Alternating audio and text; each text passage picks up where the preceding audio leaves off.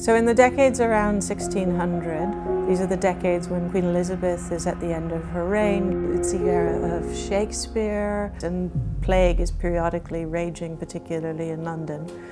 What did you do if you were sick? Well, you could consult a physician if you had enough money. You could consult a surgeon if you had a broken bone or skin lesions. Or you can consult any range of irregular practitioners, people who are not officially licensed by the College of Physicians or the universities. And amongst these were astrologer physicians. Am I pregnant? What is my disease? Why can't I sleep? Why will the rash on my elbows not go away? We have all sorts of questions recorded that people asked astrologer physicians. And what the astrologers traded in was their knowledge of the motions of the stars. This is a world in which everything is connected. So just as we fully accept that the moon affects the tides, so for them the stars affected everything on Earth, but the system was much more complicated, and what the astrologer could do was judge the effects of the planetary, the stellar motions on your physical body. He would use the phrase judgment to say, this is what will happen, you will or will not be healed, and here are the things that we can do in order to help you to be healed. There are 65,000 individuals represented in these case books, but the people about whom they tell us the most are the people who wrote them. And these are astrologer physicians Simon Forman and Richard Napier. The kind of astrology that Forman and Napier are doing is known as horary astrology, and it is based on the moment at which you ask the question or the moment at which your message arrives with the astrologer.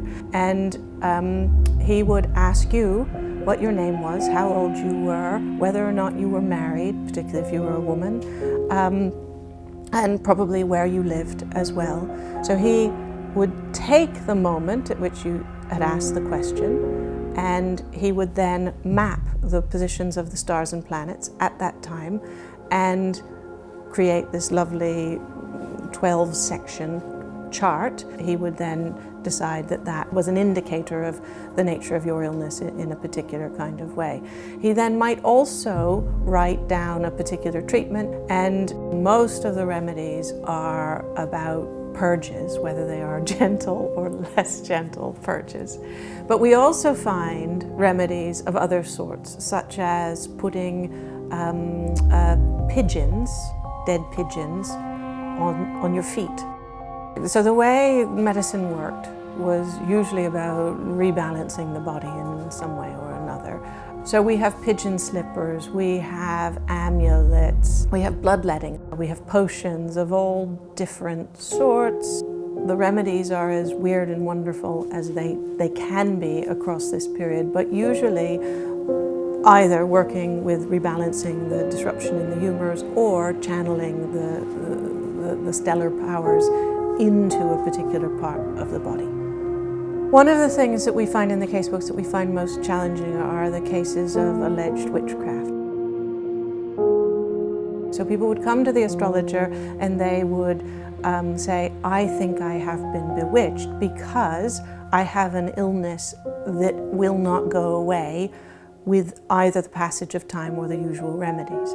And part of the job of the astrologer physician would then be to work out what was really the cause of this illness. These guys were cause specialists. Sometimes they do assess that there's a foul social situation, which is usually what you find in cases of witchcraft. She looked at me funny, and the evil eye is very much in play here. But often it's just a natural cause that is not responding to the usual treatments. So the casebooks are alive with the grubby world of early modern medicine and the occult. And we have everyone from Shakespeare's landlady to the Archbishop of Canterbury.